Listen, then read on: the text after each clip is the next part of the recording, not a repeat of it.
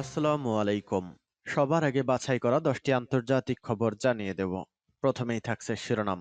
তবে তার আগে অনুরোধ থাকবে ভিডিওটিতে একটি লাইক দিবেন।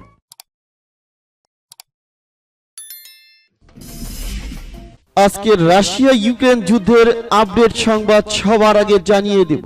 ইউক্রেনের জন্য নতুন সামরিক সহায়তা প্যাকেজের প্রতিশ্রুতি বাইডেনের। এরপর জানিয়ে দিব সহযোগিতা শক্তিশালী করতে প্রতিশ্রুতিবদ্ধ থাকার ঘোষণা দিল তালেবান সরকার।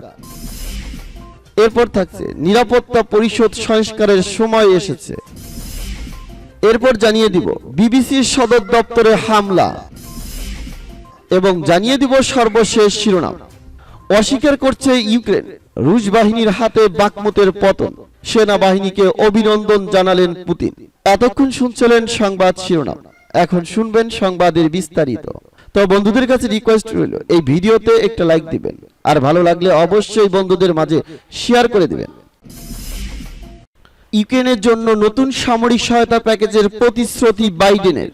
মার্কিন প্রেসিডেন্ট জো বাইডেন রবিবার যুদ্ধবিধ্বস্ত ইউক্রেনের জন্য গোলাবারুদ, কামান, সাজোয়া যান সহ সামরিক সহায়তার একটি নতুন প্যাকেজের প্রতিশ্রুতি দিয়েছেন।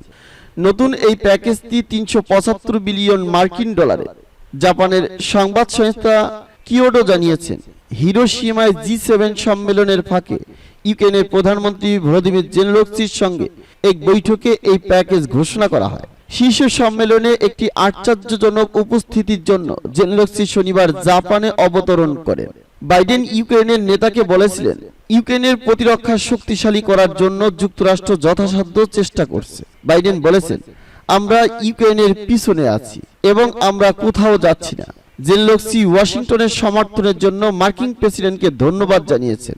তিনি বলেন, আমরা অনেক কৃতজ্ঞ, আমরা কখনোই একটি ভুলব না, আপনাকে ধন্যবাদ। জেলেনস্কির কার্যালয় জানিয়েছে, ইউক্রেনীয় প্রেসিডেন্ট নতুন প্যাকেজের জন্য এবং আজ অবধি 37 বিলিয়ন মার্কিন ডলারের আর্থিক সহায়তার জন্য যুক্তরাষ্ট্রকে ধন্যবাদ জানিয়েছেন। G7 দেশগুলো ইতিমধ্যে মস্কোকে শান্তি দিতে এবং তাদের যুদ্ধ প্রচেষ্টাকে বাধা দেওয়ার লক্ষ্যে নতুন নিষেধাজ্ঞা এবং অন্যান্য পদক্ষেপের একটি সেট উন্মোচন করেছে।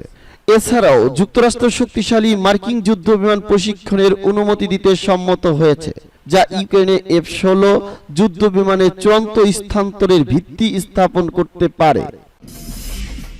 সহযোগিতা শক্তিশালী করতে প্রতিশ্রুতিবদ্ধ থাকার ঘোষণা দিল তালেবান সরকার। অভিন্ন হিরমান্দ নদীর পানি বন্টন নিয়ে মতবিরোধ সত্ত্বেও বিভিন্ন ক্ষেত্রে ইরানের সঙ্গে সহযোগিতা শক্তিশালী করতে প্রতিশ্রুতিবদ্ধ থাকার ঘোষণা দিয়েছে আফগানিস্তানের ক্ষমতাসীন তালেবান সরকার। কাবুল সফররত ইরানের একটি সামরিক প্রতিনিধি দলের সঙ্গে বৈঠকের পর আফগান প্রতিরক্ষা মন্ত্রণালয় এক বিবৃতিতে এই ঘোষণা দেন।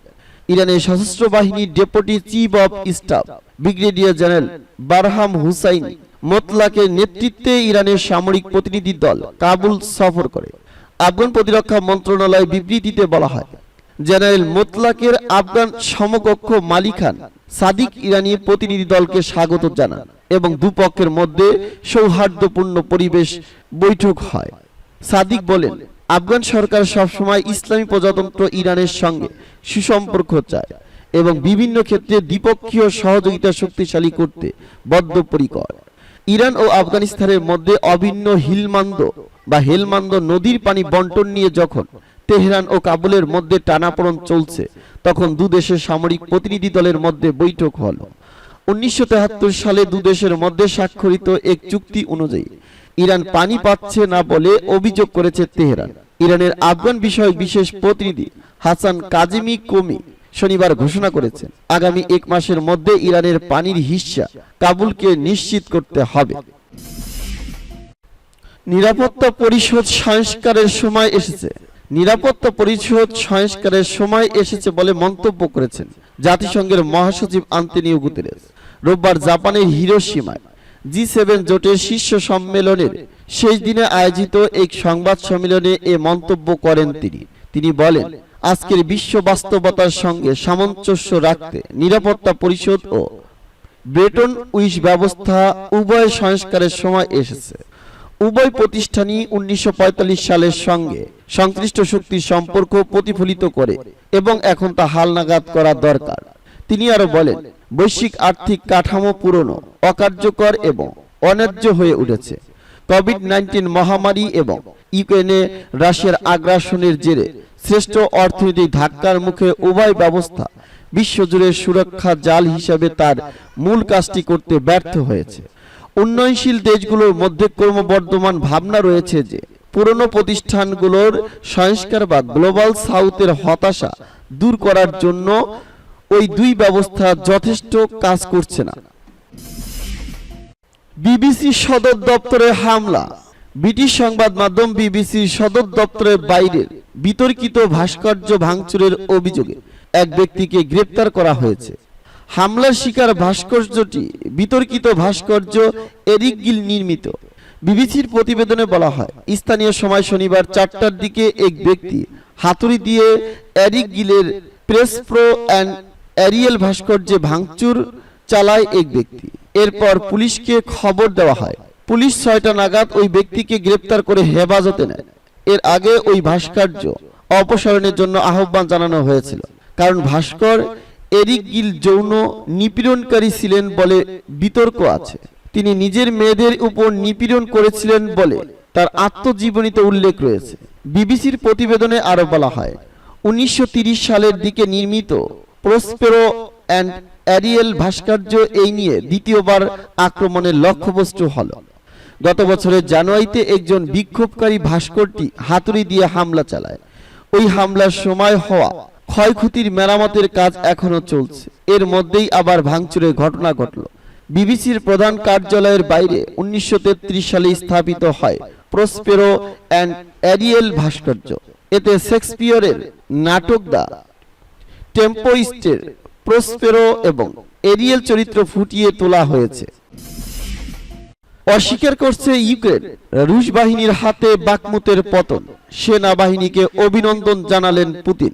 ইউক্রেনের পূর্বাঞ্চলীয় বাকমুত শহরের উপর রাশিয়া পূর্ণ নিয়ন্ত্রণ প্রতিষ্ঠা দাবি করার পর রুশ প্রেসিডেন্ট ভ্লাদিমির পুতিন তার দেশের সেনাবাহিনীকে অভিনন্দন জানিয়েছেন।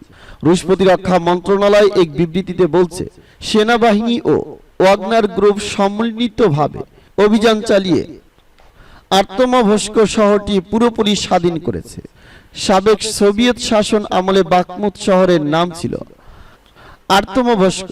প্রতিরক্ষা মন্ত্রণালয় বিবৃতি প্রকাশিত হওয়ার পর প্রেসিডেন্ট পুতিন রুশ সেনাবাহিনীকে অভিনন্দন জানিয়ে বলেছেন, যারা বাকমুত দখলে গুরুত্বপূর্ণ অবদান রেখেছে তাদের পদক প্রদান করা হবে।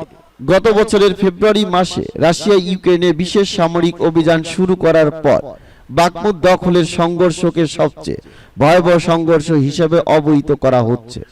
রাশিয়া বলছে, ইউক্রেনের পূর্বাঞ্চলীয় লুহানস্ক ও দোনেৎস্ক অঞ্চলের রুশ ভাষী নাগরিকদেরকে কিয়েভের দমন পীড়ন থেকে রক্ষা করার পাশাপাশি ইউক্রেনকে নাৎসি মুক্ত করার লক্ষ্যে বাকমুত দখল করা হয়েছে।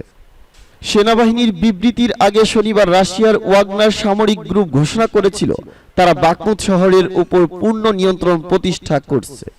গ্রুপটির প্রধান ইভেনগেরি প্রিগোজিন শনিবার টেলিগ্রাম চ্যানেলে প্রকাশিত এক ভিডিও বার্তায় বলেন, আজ 20 মে দিনের মধ্যভাগে বাকমুত পুরোপুরি আমাদের নিয়ন্ত্রণে এসেছে। তিনি আরো বলেন, দখলীকৃত শহরটি সেনাবাহিনীর হাতে হস্তান্তর করার আগে তারা এটি সর্বত্র তল্লাশি চালাবেন। প্রতি ঘরে ঘরে তল্লাশি চালানো হবে বলেও প্রিগোজিন ঘোষণা করেন। বাকমুতের পতনের দাবি সত্য হয়ে থাকলে বিগত 10 মাসের মধ্যে এটি হবে রাশিয়ার জন্য সবচেয়ে বড় বিজয়। ইউক্রেন অবশ্য বাকমুতের পতনের দাবি অস্বীকার করছে। ইউক্রেনের উপ প্রতিরক্ষা মন্ত্রী গান্না মালইয়ার টেলিগ্রাম চ্যানেলে দেওয়া এক বিবৃতিতে বলেছেন, বাকমুতে প্রচন্ড সংঘর্ষ চলছে এবং সেখানকার পরিস্থিতি ভয়াবহ।